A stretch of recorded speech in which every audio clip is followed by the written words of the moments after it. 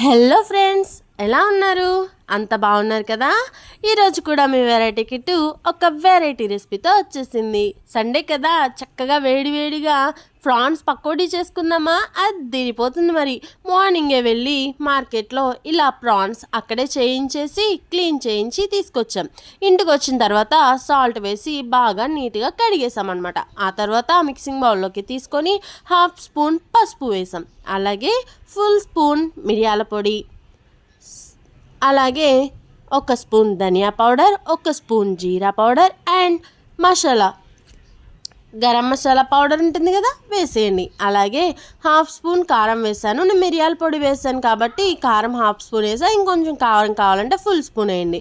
అలాగే 2 స్పూన్ల అల్లం వెల్లుల్లి పేస్ట్, 1/2 చెక్క నిమ్మరసం వేయండి. సో రసం తక్కువగా ఉంటే ఫుల్ నిమ్మకాయ వేసినా పర్వాలేదు.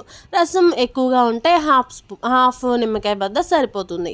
ఆ తర్వాత 2 నుంచి 3 స్పూన్ల పెరుగు వేయండి. చక్కగా ఈ మిశ్రమం అంతా కూడా రొయ్యలకి బాగా పట్టేటట్టు 5 నుంచి 10 సార్లు కింద నుంచి పైకి, పైనుంచి కిందకి తిప్పండి. ఒక 2 నిమిషాలు అట్లా వదిలేసేయండి. పులుపు రొయ్యలకి బాగా పడుతుంది. ఆ తర్వాత 3 స్పూన్ల కార్న్ పౌడర్ ఉంటుంది కదా, సో కార్న్ స్టార్చ్ వేసామన్నమాట. 2 నుంచి 3 స్పూన్ల వరకు కార్న్ పౌడర్ వేసుకొని ఇది కూడా ముక్కలకి అంతటికి కూడా పట్టేలాగా బాగా కలపండి. కలిపేసి ఒక పావు గంట ఫ్రిడ్జ్లో పెట్టేయండి. డీప్లో పెట్టినా పర్వాలేదు, జస్ట్ పావు గంట పెడితే సరిపోతుంది. ఎక్కువసేపు కూడా పెట్టక్కర్లేదు.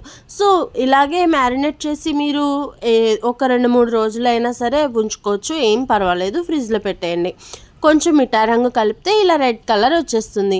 సో ఆయిల్ తక్కువగానే వేసుకోవాలి. ఎక్కువ ఆయిల్ వేసామంటే ఆయిల్ పాడైపోతుంది, మళ్ళీ రీయూస్కి పనిచేయదు. సో ఇలా ముక్కలు తడిసేంత వరకు, అంటే మునిగేంత వరకు వేసుకొని చక్కగా ఫ్రై చేసుకొని తీసేయడమే. అంతేనండి, చక్కటి రొయ్యల పకోడీ రెడీ అయిపోతుంది. ఫ్రెండ్స్, నా ఛానల్ని కనుక ఫస్ట్ టైం చూస్తున్నట్లయితే ప్లీజ్ సబ్స్క్రైబ్ చేయండి. అండ్ ఎలా వచ్చిందో మీరు కూడా ట్రై చేసి నాకు కామెంట్ చేయండి. అలాగే ఒక లైక్ పడేస్తే నాకు ఎంకరేజింగ్గా ఉంటుందండి. సబ్స్క్రైబ్ చేసి చక్కగా ఎంకరేజ్ చేయండి. Thank you.